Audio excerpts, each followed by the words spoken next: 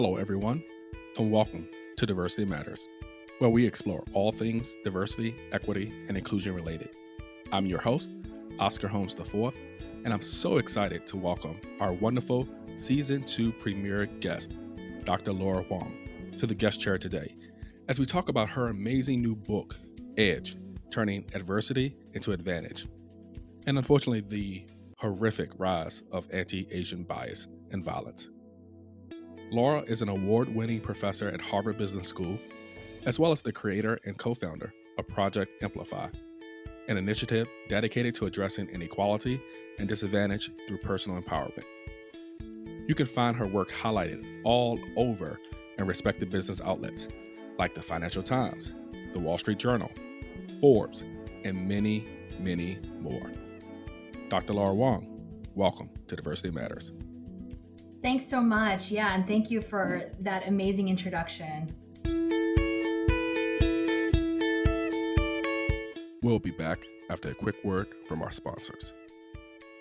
Many graduate business programs are currently being converted to an online learning environment. However, the Rutgers Online MBA was built for online. As 2021 kicks off, the Rutgers School of Business Camden has made the application process easier by waiving the GMAT requirement and assigning you a personal enrollment coach. To learn more about New Jersey's #2 ranked online MBA, tap on the graphic appearing on your device or visit go.rutgers.edu/online and learn how you can specialize the Rutgers Online MBA for your career. So Diversity Matters is back with our Season 2 opener. And of course, a lot has happened in the world in our off-season. Last year brought us a new virus in the form of the deadly COVID-19 pandemic, but also catapulted the virus of racism back to the forefront with the murders of George Floyd, Breonna Taylor, and Ahmaud Arbery. Unfortunately, our former president not only mishandled the national response to the pandemic, but purposely referred to it as the China virus, which led to the precipitous rise in anti-Asian bias and violence. So I knew I not only had to give space to talk about this issue, I felt it needed to be my Season 2 opener because of how important this is. So when I was thinking about people I could invite, Laura, you immediately came to my mind because I love how outspoken you are about this important topic, and I'm also just a huge fan of your scholarship and just think you're an amazing person. So this is how I want to do this.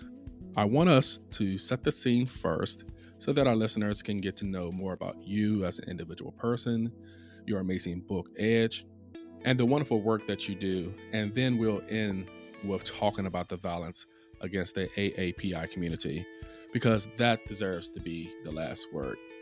So Laura, let's get started. You've published your research in nearly all of our top tier outlets. Why did you decide to write your book, Edge, Turning Adversity into Advantage?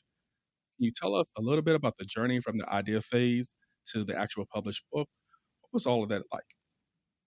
Yeah, I had been doing research on disadvantage and disparities and people who are underestimated in the workplace and entrepreneurship. I had been doing all of this research for the last decade or so, and finding that a lot of the times these disparities and disadvantages were based on things like subtle signals and cues and perceptions and stereotypes.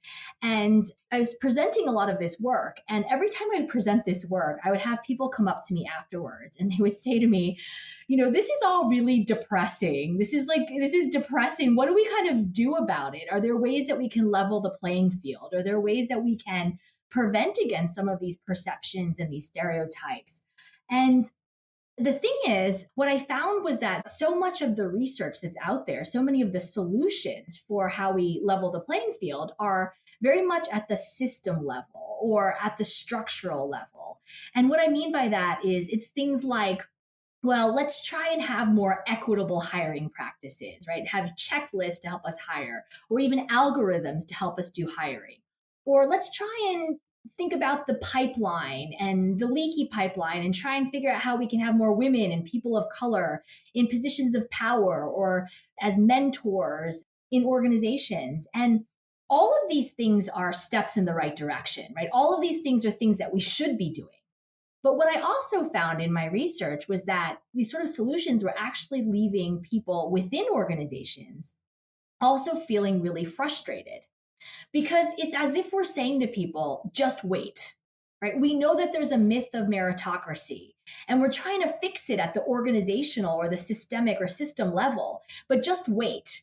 Wait until we have more gender balance, or wait until we have more balance in terms of who's in positions of power and who are mentors, and having people of color, and sort of it was this aspect of, we know that we're in an imperfect system, but just wait until we try and fix things from the outside in.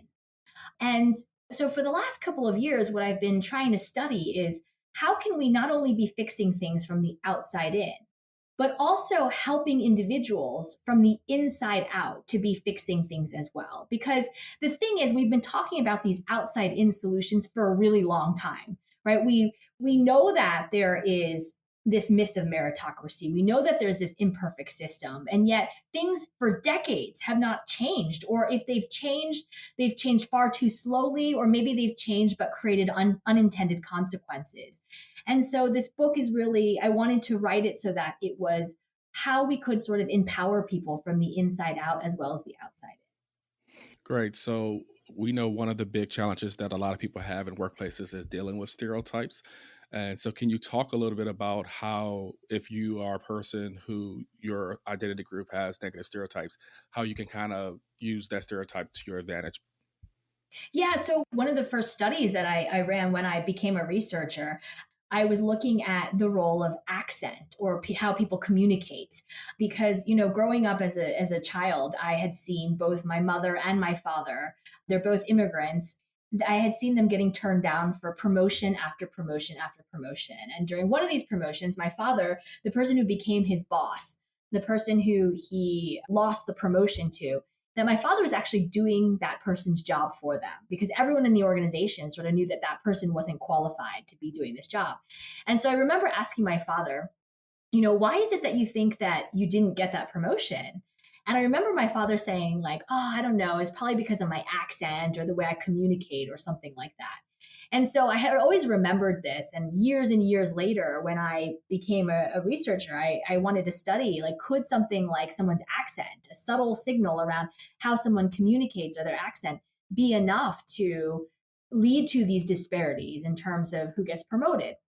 And I found that, yes, time and time again, based on how you communicate or your accent, having a non-standard accent, that you are less likely to get a raise, less likely to get promoted, less likely to get funding for your venture, less likely to get hired into a top management team position or an executive level position. So wanted to figure out, like, what was sort of going on and how can we really redirect this and how can we turn this around. What I first started looking at was this lay perception that lots of people have, including my father, that it was about, that he wasn't able to communicate as well because he had this accent. So I ran studies where, for example, I would take a bunch of individuals with accents, a bunch of individuals without accents, and randomize the order in which they presented to, say, a panel of investors. So they would be entrepreneurs, some with accents, some without, and they'd be presenting to investors or venture capitalists. And I didn't ask the investors, would you invest in? Who would you invest in? Because I already knew from prior studies that they were less likely to invest in those with accents. Instead, I asked them to write down a couple of things that they remember from this person's pitch, or a couple of things that they learned or they thought was interesting. And what I found was that these investors were just as likely to have learned things and remembered things and think things were interesting from those who had accents, sometimes even more than those who didn't have accents. So it wasn't about communication at all. Instead, I found that these investors were more likely, they were rating these individuals much lower in terms of things like how creative or out of the box thinking were they, or how much interpersonal influence do they have, or how good of a team player are they. And so what I then did was I would take accented individuals, and I would tell them before they were going to interview for a job, for example, I would say to them, the perception they have about you is that you are not as creative and out of the box thinking, or that you're not as good of a team player, or you're not as interpersonally skilled.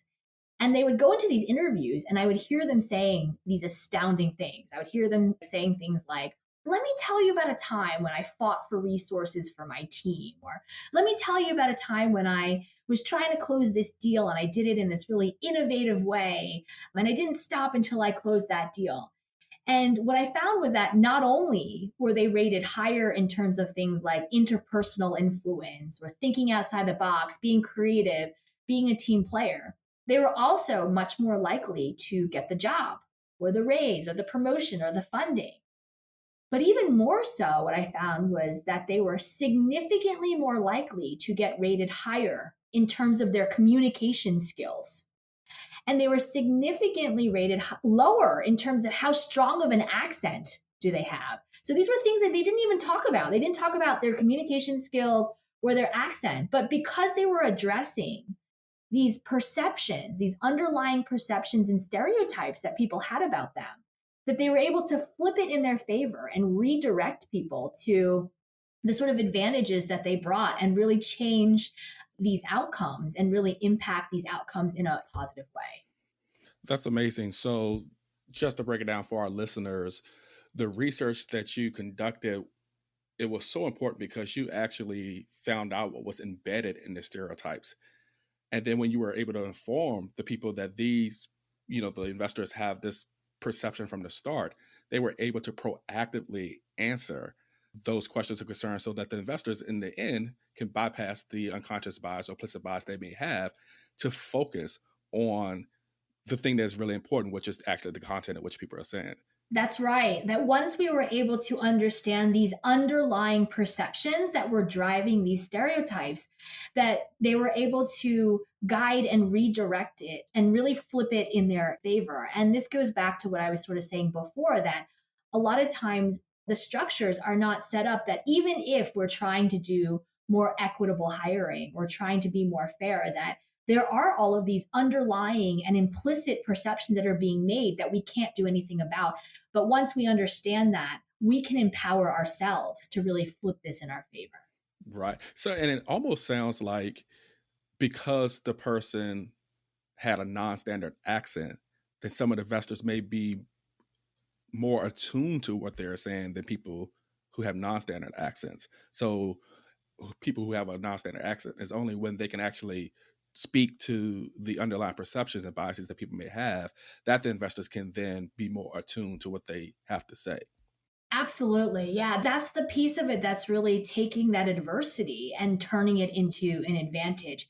And you're doing so in a really authentic, real way. Like you're not going in there and saying like, I know it's because I have an accent that you think X, Y, and Z, right? Because then the first reaction you're going to get is like, oh no, I would never think that, even if that's exactly what they're thinking, right? You're not going in there and saying, oh, I know it's because I'm a woman that you think this, right? But when you're doing it in this way, you are addressing those underlying perceptions and you're much more authentic and you're able to do it in a way where you really are giving examples of times when you had interpersonal influence or when you were thinking outside the box or that you were creative or you were a team player. And so it's not one of those things where you're managing impressions or being strategic. You are just guiding them to how you truly provide value and how you enrich and things that they were overlooking because of those implicit perceptions. That's amazing. So as I am just interpreting your research and applying to myself, because I'm from the South, from Virginia, and live in New Jersey now, so Northeast. And, we know from the research that if you have a Southern accent, people see you as less competent. So for me, applying your research would be not necessarily trying to change my accent, right? But to speak to competence, to my competence. So if I can explain things that I've done that shown my competence, that could be a way to get an edge in that situation. That's right. And you're already, right, because of the natural like charisma that you might have or the natural sort of other ways that now on top of that, you've got the competence that is really even giving you that extra advantage or that edge over those who maybe don't have the sort of charisma, but just show the competence, right? So all of these things really go together to be able to help you turn adversity into an advantage. Excellent. So I want to get back to your family. You mentioned in your book, and I was really moved by your level of vulnerability and transparency in your book about the adversity that your parents experienced, your family experienced. Your parents immigrated to the United States from Taiwan, right? Mm-hmm. So could you talk a little bit about what was their journey like and the inspiration seeing them overcome adversity and how that influenced your life and some of the adversity that you experienced in your life? A lot of people pat themselves on the back, say they just did an awesome job, particularly someone with your level of career success. But you talked about being a quote unquote non-standard candidate, someone that people perhaps wouldn't have predicted that you'd be where you are today. So I was just fascinated by that level of vulnerability and transparency. Thank you. I mean, I didn't mean to be that, but I actually didn't intend to be that vulnerable. When I was writing the book, I was just trying to get all my thoughts down on paper. It was only after the editing process that I was for the first time reading it from the perspective of a reader rather than a writer and thinking, oh my gosh, there's all of these stories in there that are so personal that people I know are actually going to be reading this. But yeah, I talk a lot about, everything from growing up as the child of immigrants where money was always an issue because we didn't have a lot of it. And at some point, my mother became a single mother. And what did that mean? And, having to work 3 different jobs when I was in college to help pay for books and room and board and tuition, part of the tuition and all of those sort of things. And what that meant for me also, things around like just not understanding, right? I remember that I started college and I was an electrical engineer. And I remember the professor talking about how, everyone has taken apart a computer before in their lives. And I had never even really had a computer. So there was like just references to things that I had never experienced. But yeah, I just think like all of these things, I often talk about how life rhymes, right? You have these experiences in your life that sort of maybe are completely different context, different people, but yet that feeling, you still have that same feeling. That's this constant thread where you feel like your life kind of rhymes. So I remember, growing up when I was really young, my parents, it must have been like 2nd or 3rd grade or something. And my teacher came to me and said, there's something that has gone really drastically wrong. And I said, oh my gosh, what happened? And she said, well, your test scores came back because we had to take these annual, they're called the Iowa exams. And I don't know if you remember that, but I remember. Yeah, your Iowa test came back and you scored so high that we were supposed to put you in the gifted and talented program. But we've never had anyone test into the gifted and talented program. It's always been from teacher recommendations. So Right. something must be wrong. And so they were like, we're going to give you another series of tests. So then they gave me another set of tests. And again, I guess I did well enough to be placed into gifted and talented. And they're like, this is wrong. We're going to bring your parents in. So they brought my parents in and they wanted my parents to sign something saying that and they didn't understand. They didn't know what was sort of happening. They didn't know what was going on. Luckily, they didn't actually sign anything, but long story short, the principal ultimately was like, you know what? So we legally have to put you in the gifted and talented program, but we're only going to put you in for math because there's no way that you speak English.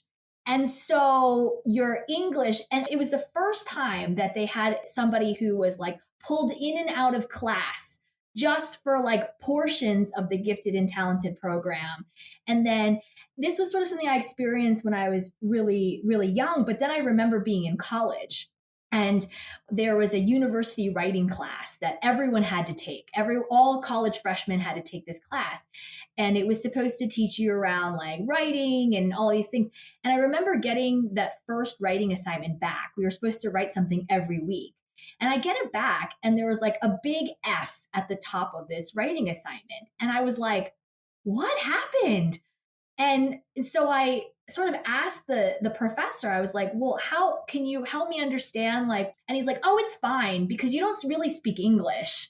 And that's what the point of this course is. The point of this course is to teach you how to sort of write. And I kind of had that same feeling that I had when I was younger, and I didn't quite know what that feeling was. I didn't quite understand yet, but it just didn't quite sit well. There was some feeling that didn't sit well, and it was the same thing. And throughout my life, I've kind of had this feeling where I'm being seen as less, that I'm being seen as somewhat foreign, that I don't really speak English well, that I'm not that traditional candidate.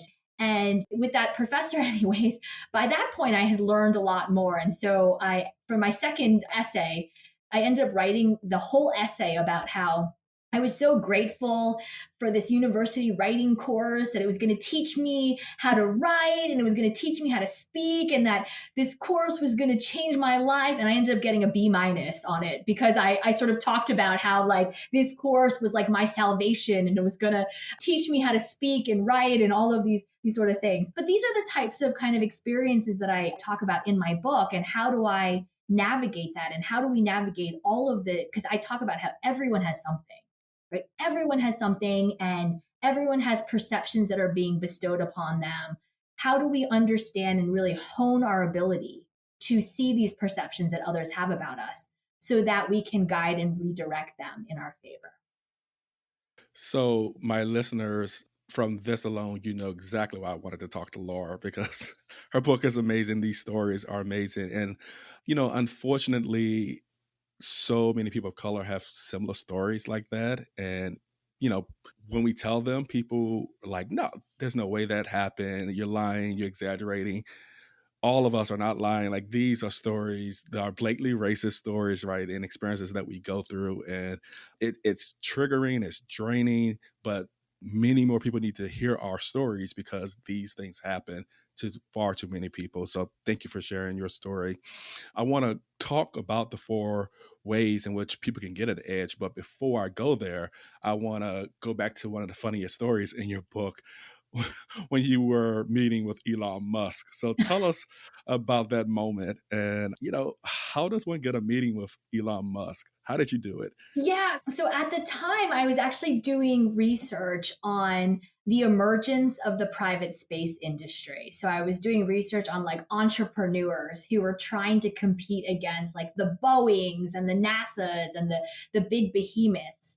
And Elon had started a company called SpaceX, right? So lots of people have heard of SpaceX.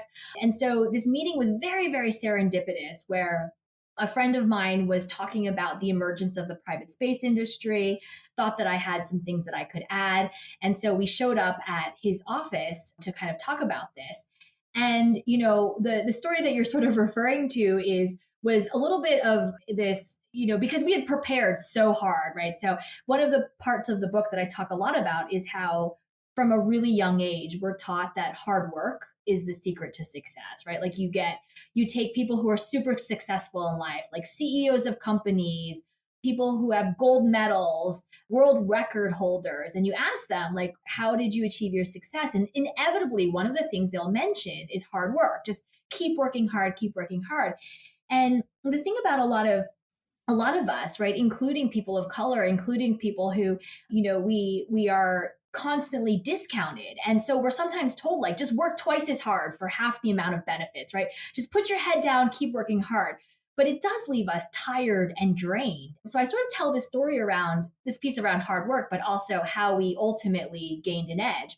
But so we had put in tremendous work before meeting with Elon. We had researched everything about him. Like we knew everything about SpaceX and Tesla and PayPal and all of his companies, any company he's ever been involved in. We knew things about him, his sons, he has 6 sons. So we knew things about his sons and his family and his education and all these things. So we had prepared tremendously hard and put in tons of hard work. We had even prepared a gift because I'm Asian and we never show up at someone's house or office with empty-handed. So we had even prepared a small gift for him. And so we show up at his office, and the first thing he says, he takes one look at me and he says, "Get out." Like, get out of my office. No, like very sternly, like, no, get out of my office. And I'm thinking to myself, oh my gosh, what is happening? I hadn't even opened my mouth at that point. So I don't know what I could have said. Like, he really just looked at me and said, get out of my office. And so I was really nervous. And so I did kind of what I'm doing now. Like, I sort of started laughing nervously because that's what I do when I get nervous. And so I'm laughing at Elon, and he starts laughing back at me. And I have no idea why he did that. But, there's research on uncertainty. Like, when people are feeling uncertain, they mimic the behaviors of others. So maybe that's why. But so now we're laughing at each other. And I realize in that moment that he's not actually looking at me, that he's looking at the gift that I'm carrying, which was an unwrapped gift.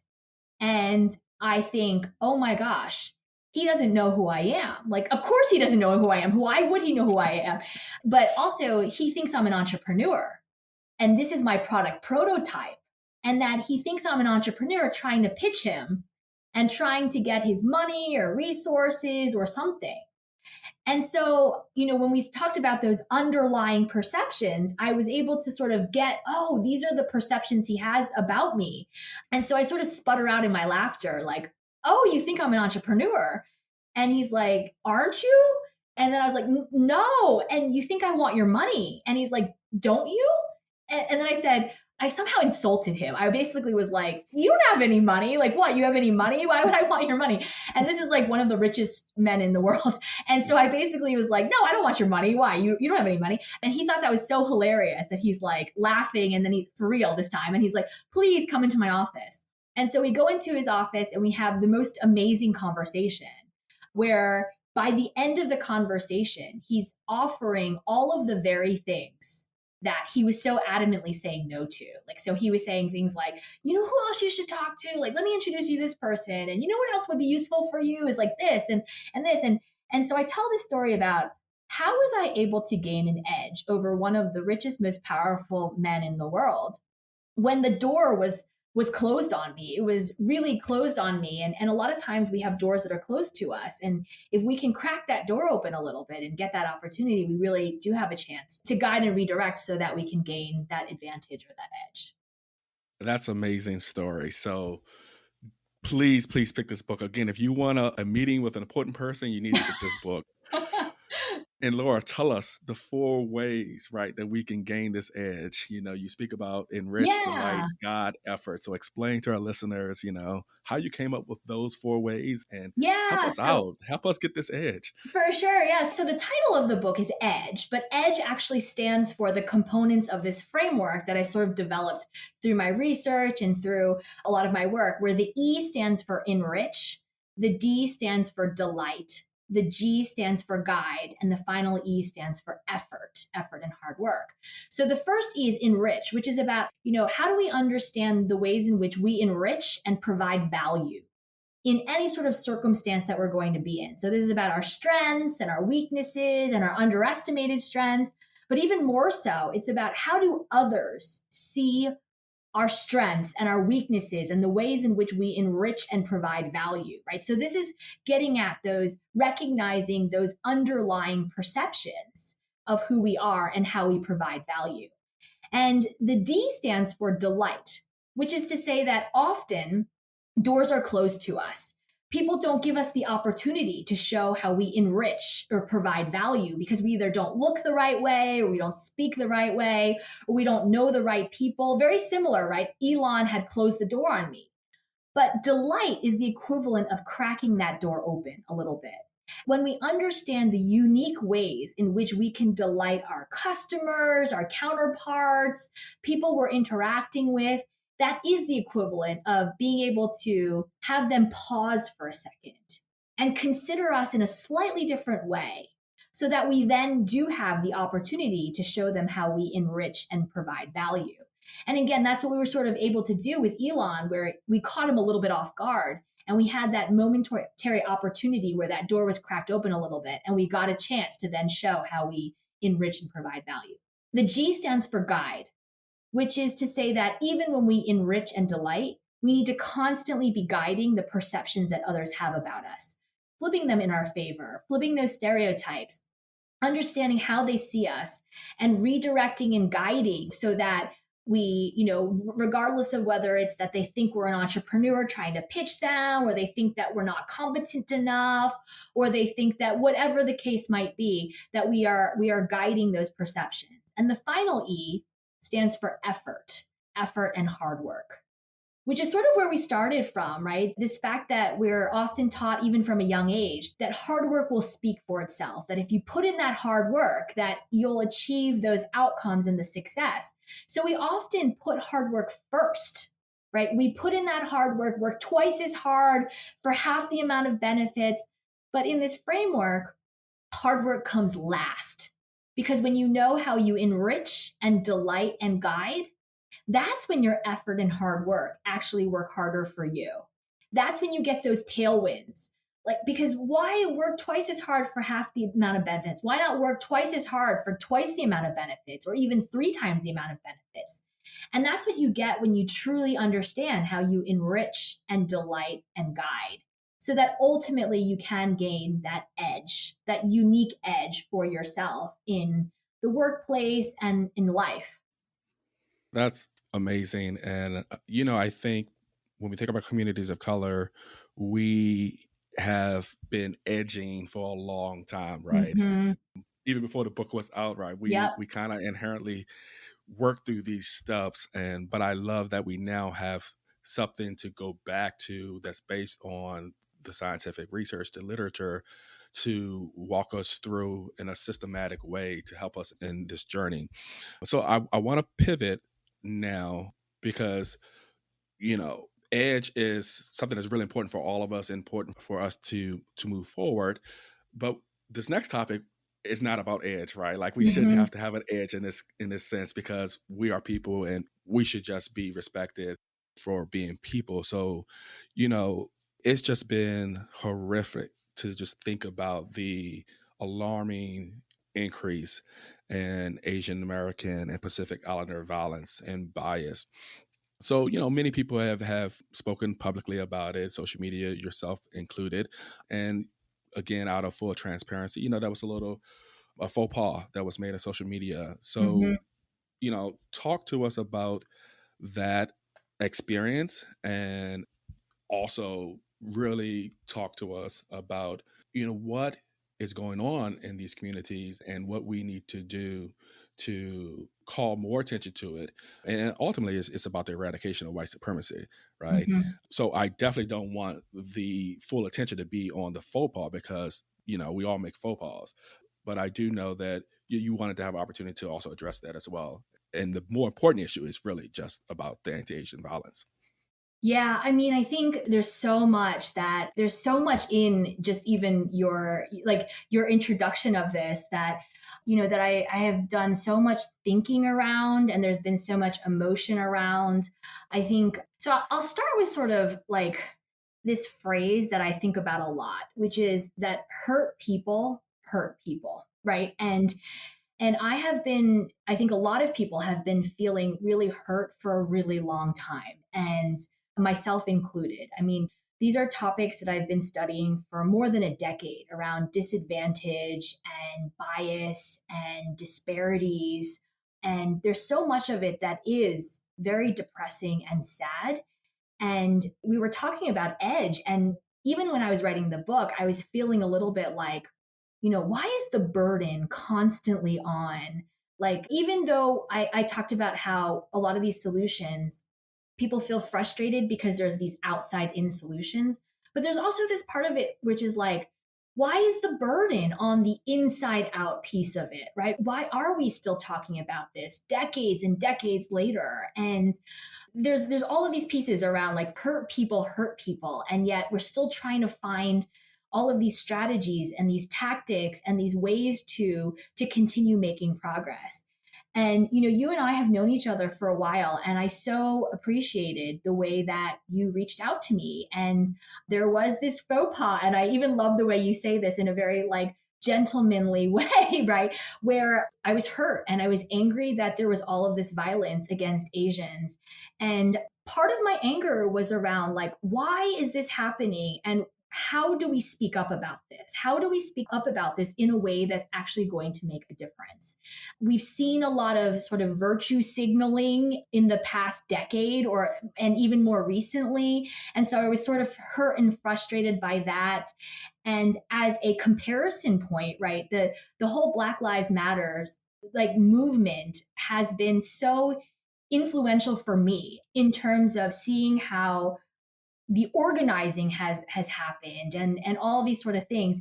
My intention, so when I talk about sort of like the intent, my intention was in an admirable way, like why is it that, like, can we be facing all racism and all bias in a way that is powerful, in a way that, but I, as you very clearly pointed out to me both privately as well as, I also hurt people. And that's something that I still think about, that like I was a hurt person and I thought a lot about like in what ways. And I think the thing that continues to bother me is that I have spent so much of my life thinking about these sort of issues and the intent. Like it's so easy for the intent to get misconstrued. And that is inherently part of the problem. That inherently part of the problem is that racism and bias happens because the intentions of those who are being racist or discriminatory, the intent of those who are trying to be allies but don't typically or necessarily understand the deeper issues. There's so much nuance. And I will never be able to capture all of those nuances in 160 characters or in any sort of way. But, the thing that I did appreciate is all of those who did reach out to me and recognizing that there's something that I think that's so inherently powerful, especially around the increasing concerns that we have about race in America, that there is so much deep solidarity. And we need to continue to remember the solidarity. If we finger point, the finger pointing will never go away because there's always going to be isolated instances. But there is deep solidarity, right? Like everything from, Frederick Douglass, like advocating for Chinese and Japanese immigration. Like this dates back to the 1800s, right? African Americans protesting against the Vietnam War, right? Like this was decades and decades ago. Like, let's not forget that Asians supporting these movements, leaders and soldiers who together, like during the Philippine American War, right? Black leaders, Asian leaders opposing US colonization together, right? Even sort of things like joint activism around like detention. Malcolm X had like all of these bonds with really powerful figures in the Asian and Asian American community. There's just so many examples like that I have been studying through the years. Grace Lee Boggs, right? 100, in her long life of fighting for justice and civil rights. She was married to a deeply respected Black leader, James Boggs. So there's all of these like examples of coordinated action. And I think that was sort of my intent. It was like, how do we coordinate this action where we are on the same team, where we are all on the same team against racism, and we're all on the same team against disadvantage, disparities, all of these things. And that nuance is just so hard to express. I can even tell now, like I'm tripping over my words and the nuances are not sort of getting out there. But I think it's like conversations like this one. And it's the work that you do. It's like podcasts like this that are so powerful that I hope that we continue to think about this, because again, it's so easy to sort of point fingers and say, like, in this case, it was like this person did something to this person, or in this case, it was this person that did this person. And that doesn't actually help. That actually doesn't, in fact, that creates deeper factions.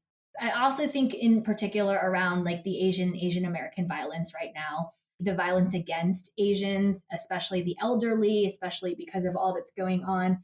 It's hard. It's hard because I have to be quite honest. I feel like I've always been pretty outspoken in terms of my thoughts, but I do feel like my voice, I can't have the same voice. But something that I've also remembered is that anytime you're fighting, right? If you think as an example, like you're fighting a war, right? There's going to be some people who are on the front lines, but you still need the people who are the medics, the Right. meteorologists, like all of these sort of people. And so not everyone is going to be willing to be on the front line or have the power to or have the means to. And so we need to also be able to coalesce in that way as well. Yeah, I think that was a beautiful explanation. And whenever I do trainings or do lessons in diversity, equity, inclusion, I always start with some of the cultural faux pas that I make. And as a person who, like you, we researched this topic for decades now, there's no destination to get to. Like we are all, as Michelle Obama said, we're all becoming, right? Like Mm-hmm. we're never going to get there where we've arrived and bias free or have no blind spots, make no cultural faux pas. So that's why it's important to do the work up front, because when you get to know people and you know their work, when culture faux pas happens, you can say, I know this person, this is a teachable moment, right? Or something. Yeah. And it's not like, oh my God, I can't believe this happened. It's only in the cases where people don't do their work, right? Where you have some outcomes like that, or it's expected for someone to react in that way. So that's why I was perfectly comfortable in reaching out to you privately, right? Because I know the work you do. I know you as a person. So I saw myself in you in that moment, right? Yeah. And it was able to empathize. Yeah. And what's so powerful about having those conversations, like being able to have someone like you who I've known who reaches out to me, is that it also encourages you to think deeper, right? More than just a, like, that's not what I meant kind of Right. thing. It's like, wow, this person that I really respect.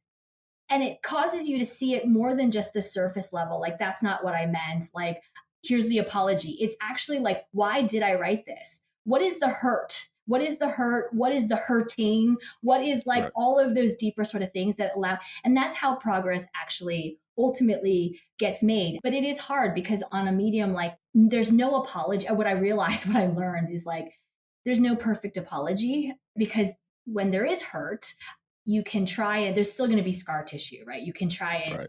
And so, how do you actually, like you said, how do you continue becoming? How do you Right. continue along this journey? And there's a couple of folks like yourself that reached out that I'll be forever grateful to for that. Really, it means a lot. No, I'm really grateful for you. And, I just want to talk about, have you felt any personal incidences of bias recently because of this?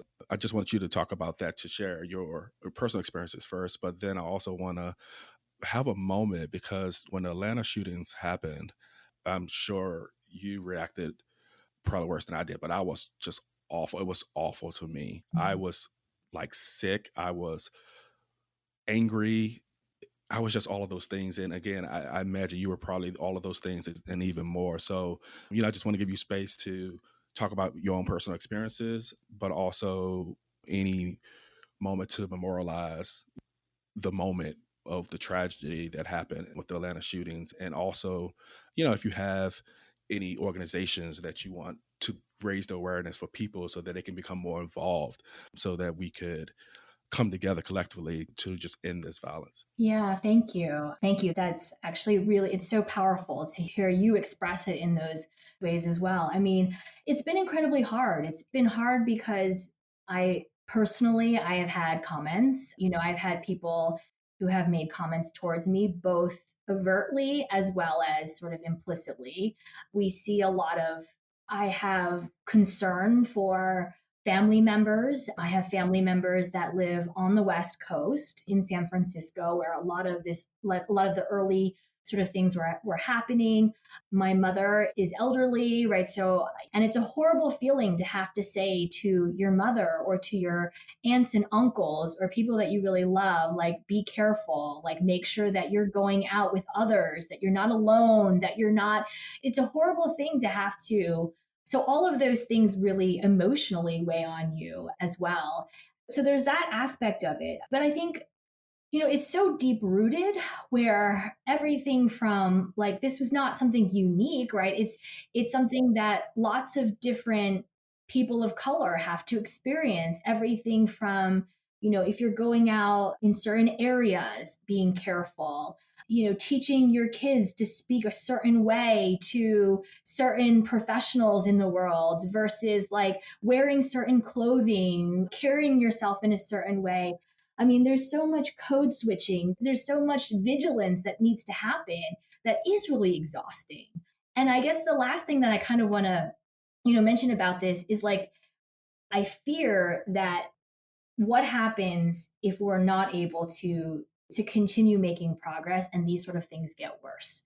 What happens when we see increasing divisions, where COVID is something that we continue to have to think about and to address in a variety of different ways, from the vaccine to other things? Like, how long standing are these perceptions going to be?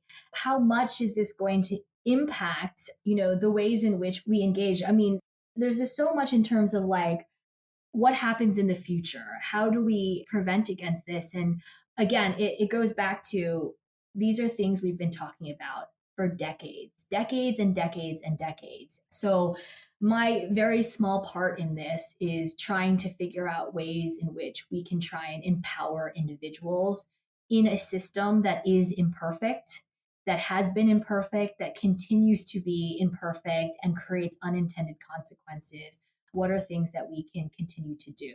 And how can we really boost and amplify the work of others and people? And sort of the thing that I will say, that probably the most vulnerable piece that I'll mention is that after all of this sort of happened, with like the backlash that I sort of faced, there was an instance where I was like, okay, you know what? I'm just not going to ever talk about this again. And I'm not going to engage.